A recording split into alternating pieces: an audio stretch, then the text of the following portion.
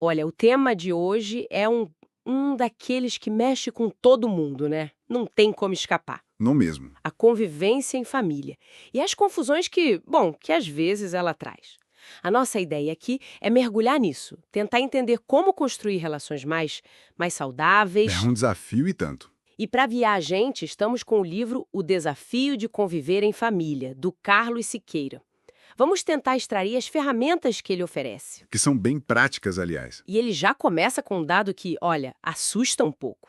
Diz que pesquisas mostram que 8 em cada 10 famílias enfrentam crises. 8 em cada 10? É muita gente. Então a grande pergunta é: por quê? Onde é que está a raiz disso tudo? Pois é.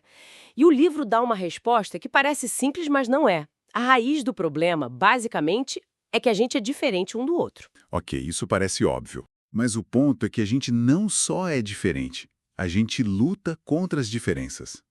Instintivamente, a gente quer que o outro seja mais parecido com a gente. Ah, entendi. A gente quer moldar o outro. Exato. E é dessa fricção, dessa tentativa de moldar, que nasce o conflito. Por isso a proposta do livro não é te dar armas para vencer uma briga, é te dar lentes. Lentes, gostei disso. Para enxergar melhor, então. Para entender as diferenças em vez de lutar contra elas? Então vamos colocar essas lentes. O livro começa pela base de tudo, pela nossa arquitetura interna, a personalidade. Ele usa um sistema, o Eneagrama, né? Isso, de Cláudio Naranjo, ele mapeia 9 tipos de personalidade. E só para dar um exemplo, ele fala do tipo perfeccionista, que é super organizado, que é tudo do jeito certo. Exigente. E aí tem o conciliador, que foge de briga de qualquer jeito, não consegue dizer não. Já dá para imaginar o caos quando os dois moram juntos. Totalmente.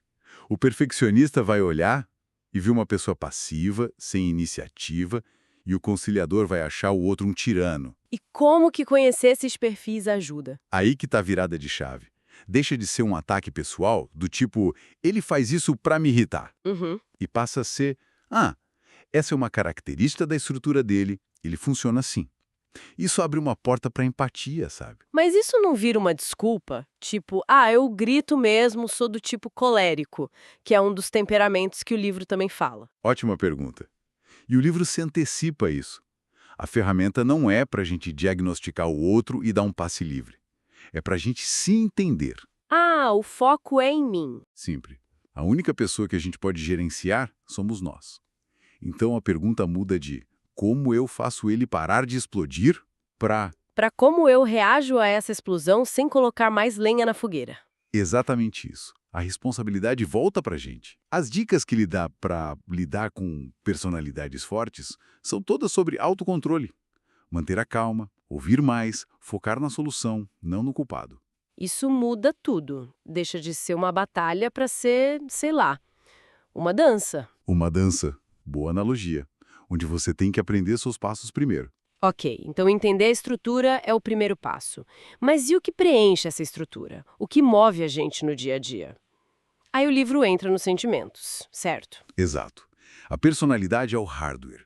Os sentimentos são o software rodando o tempo todo. E ele faz aquela divisão clássica, né? Positivos como alegria, gratidão, e os negativos como raiva, tristeza. Isso, mas o ponto mais importante não é evitar os sentimentos negativos. O livro diz que eles são como um painel de controle do carro. Um alerta. Um alerta. A raiva pode ser um sinal de que um limite seu foi violado. A tristeza, de uma perda que precisa ser vivida. Ignorar isso é como ignorar a luz do óleo piscando. E qual é o óleo que mantém o motor da família funcionando bem? O que o livro aponta? O livro é muito direto nisso. O óleo é o afeto. Afeto. A falta de demonstração de afeto é uma das maiores fontes de problema. O autor comenta que, por questões culturais, muitos homens, principalmente, cresceram sem ouvir um "eu te amo", sem abraço. E essa carência acaba sendo passada para frente? Cria um ciclo de distância emocional. E tem uma parte no livro que eu achei quase radical de tão simples. Ele fala do abraço como terapia. Sim, é fascinante. Numa época com tanta solução complexa, a ideia de que algo tão básico pode ser a chave. O que ele diz sobre o poder do abraço? Ele chama de a mais pura manifestação de afeto. A gente sabe da ciência da liberação de oxitocina, que reduz o estresse, mas o foco do livro é no impacto emocional. E ele conta uma história sobre isso, né? Então, uma história pessoal incrível de um jovem que ele aconselhava e que nunca na vida tinha abraçado o pai. Nossa. Incentivado por ele, o rapaz chegou em casa, o pai vendo TV, e ele simplesmente foi lá e abraçou o pai, sem falar nada. E qual foi a reação? O pai ficou em choque, mas depois retribuiu o abraço. E os dois começaram a chorar, ali, no meio da sala. A partir daquele dia, a barreira de gelo entre eles se quebrou. Uau, que forte! Um único gesto. Reparou anos de distância. Isso mostra que, no fundo, o que a gente precisa é de conexão. E se o abraço é a ferramenta física, quais são as ferramentas verbais que o livro propõe? O kit de ferramentas prático. O kit tem duas ferramentas principais: diálogo e perdão. Uma depende da outra. Vamos começar pelo diálogo. Sobre o diálogo, o ponto é: sem conversa honesta, as pessoas viram estranhas dentro da mesma casa. Dividem o teto, mas não a vida. E ele cita aquelas 3 frases, né? Que podem salvar relacionamentos. Exato. Eu estou errado. Por favor, perdoa-me. E eu amo-te. Pensa bem, elas cobrem tudo: humildade, reparação e afeto. É verdade. Mas dizer eu estou errado, vamos combinar, é das coisas mais difíceis que existem. É por isso que um bom diálogo, segundo o livro, exige muito mais que falar. Exige ouvir e exige coragem, o que nos leva direto para a segunda ferramenta, a mais difícil de todas: O perdão. o perdão. Ele chama de chave mestra para uma família feliz. E é aí que ele conta a própria história, que pra mim é o coração do livro. Com certeza. Ele conta que odiou o pai por 8 anos, depois que o pai abandonou a família. Um ódio que ele descreve como uma prisão. E como ele saiu dessa prisão, através de uma experiência que o levou a tomar uma decisão. E esse é o ponto mais importante que o livro traz. O perdão não é um sentimento, é uma decisão. Essa ideia é muito forte. Mas parece difícil demais. Como se toma essa decisão quando o que a gente sente é raiva? Não é só estalar os dedos, né? Não, de jeito nenhum. O livro não trata como mágica. A decisão foi o primeiro passo. Depois de decidir, ele foi até a casa do pai. Uhum. E as palavras que ele usou foram cruciais. Ele não disse, pai, eu te perdoo. Ele disse, pai, eu vim te pedir perdão pelo ódio que eu senti por você.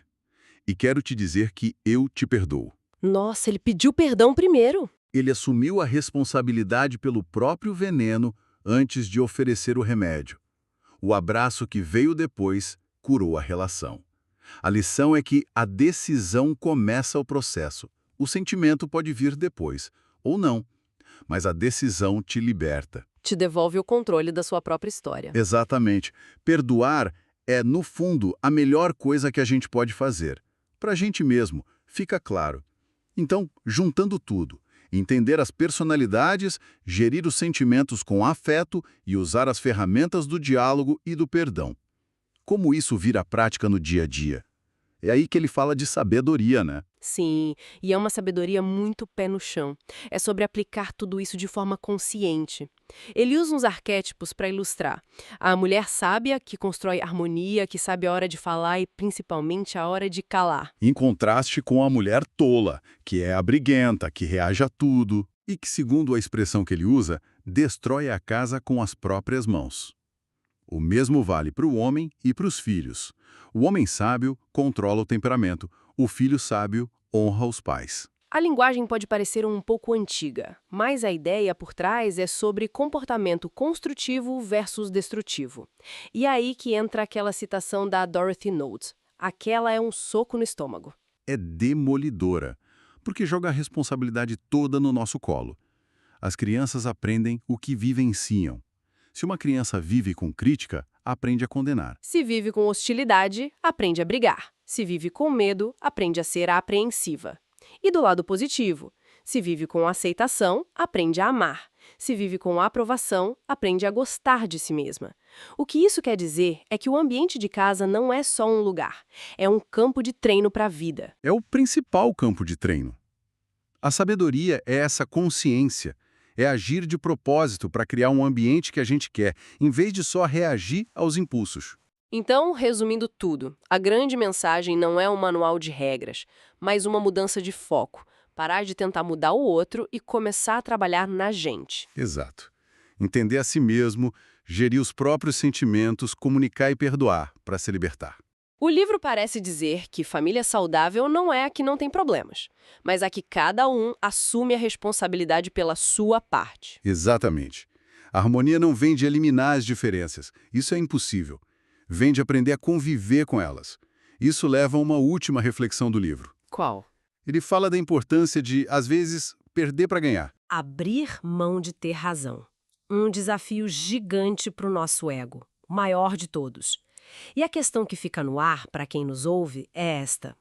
Que pequena batalha, que discussão boba sobre a louça ou a toalha no chão se poderia escolher não travar hoje? Que pequena chance de ter razão a gente pode sacrificar para, em vez disso, ganhar um momento de paz em casa? É uma boa pergunta. Talvez a verdadeira sabedoria comece aí.